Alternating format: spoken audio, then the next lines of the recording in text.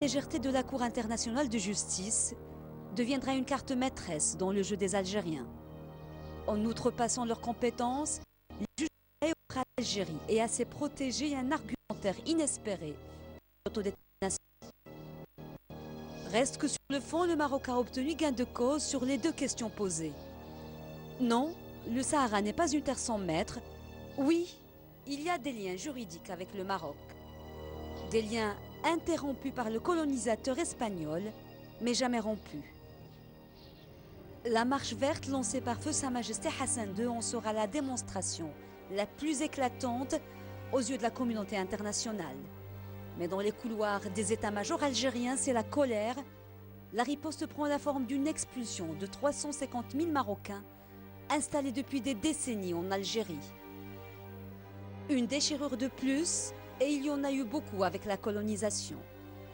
Acculée à partir, l'Espagne cherche encore le moyen de continuer à exercer son contrôle sur cette partie du Maroc, quitte à favoriser la création des micro-États dans la région. L'Espagne a changé complètement de position. Il plaidait réellement et totalement pour la création d'un État indépendant ou, à la limite, d'une région autonome au sein de l'Espagne. Chose que le Maroc avait compris. Le Maroc n'avait pas les moyens d'imposer sa politique à l'Espagne, mais il avait un allié sûr qui était les États-Unis et la France. Et ce sont ces deux-là qui ont tranché dans l'affaire du Sahara, profitant bien sûr de la situation où Franco était agonisant, pour imposer les accords de Madrid. Le Maroc récupère les 2 tiers nord de son territoire occupé par l'Espagne.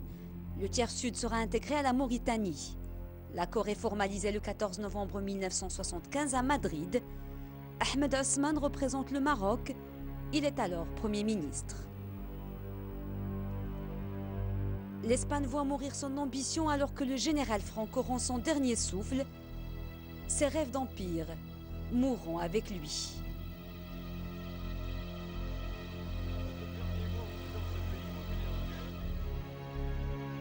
Quelques jours plus tard, les derniers légionnaires espagnols quittent le Sahara après 109 ans d'occupation.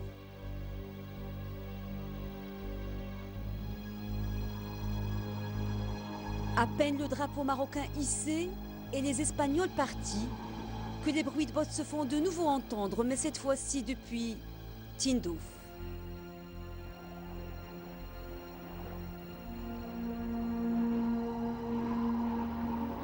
La trêve aura été de courte durée. L'histoire se répète avec toute son ironie, au mépris de l'avis de la Cour internationale de justice, au mépris de l'accord de paix de Madrid, et malgré la reconnaissance de la légitimité du droit du Maroc par les grandes puissances internationales. Les visées de l'Algérie restent intactes, même si les déclarations disent les faits.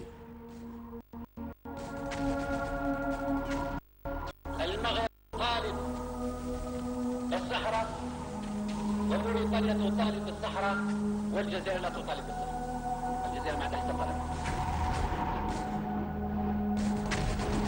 سيدي يبغى سيدي علي بوغالم يبغى يبقلاشو. حنا بغينا الصحراء. لكن خصنا نعرفوا متاعبها ومشاكلها.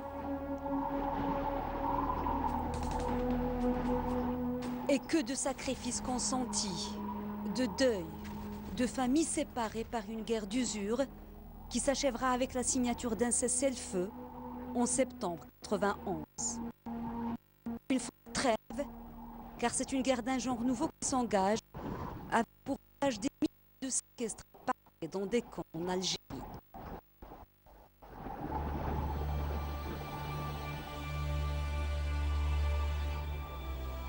Combien sont-ils enfermés dans une idéologie aux allures de mirage? Tous ont de l'autre côté, au Maroc, un père, un frère, un cousin, ancrés, eux, dans la réalité.